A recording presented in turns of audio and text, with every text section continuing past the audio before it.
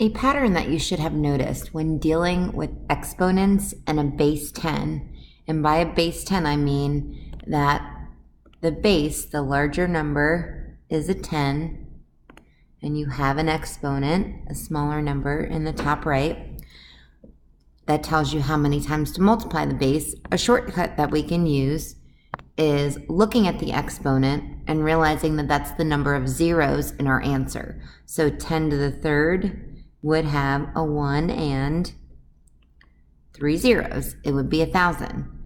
10 to the fourth has 4 zeros.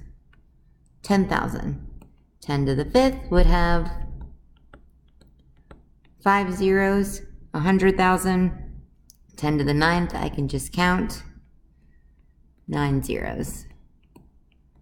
And I could really use this for any time I have a base of 10 and an exponent.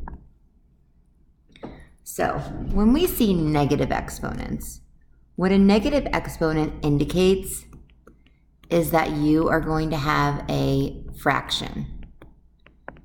Okay, so if I see 10 to the negative 1, automatically when I see that negative exponent, I'm going to make it a fraction. Okay, now this really means that my 10 to the negative 1 is the same thing as 1 over 10 to the first power. So what I'm doing here is changing this to a fraction, okay, putting a 1 in the numerator because I need a placeholder, and just basically dropping the negative. So 10 to the first will go in the bottom. Now I can simplify. I know 10 to the first means I have 1 0, so my answer is 1/10. 10 to the negative 2. So again, I'm going to right away make my fraction bar, okay? And then when I drop that negative sign, it becomes 10 squared. 10 squared means I need 2 zeros, so my answer is 1 over 100. Now looking at these decimals, okay, we know from our decimals, unit and unit 1, this is really 1/10. So because I have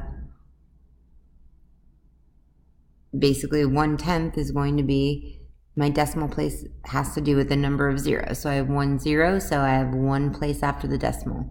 2 zeros, I'm going to have my 1 2 places after the decimal. Right here, 3 zeros would be 3 places after the decimal. Again, I'm going to look at 10 to the negative third. That negative exponent indicates a fraction. Okay, so this is really 1 over 10 to the third. And now using my shortcut with base 10, that means I need 3 zeros. So it's 1/1000th. Okay, we can probably even skip this step if we want.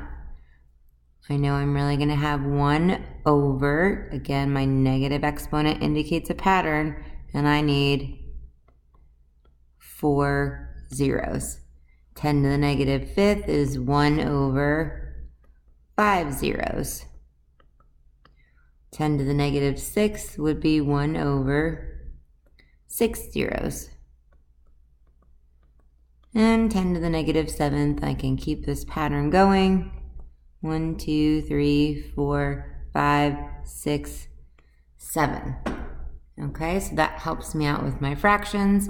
And as you can see with the pattern here, basically I've added on a place value each time my exponent increased.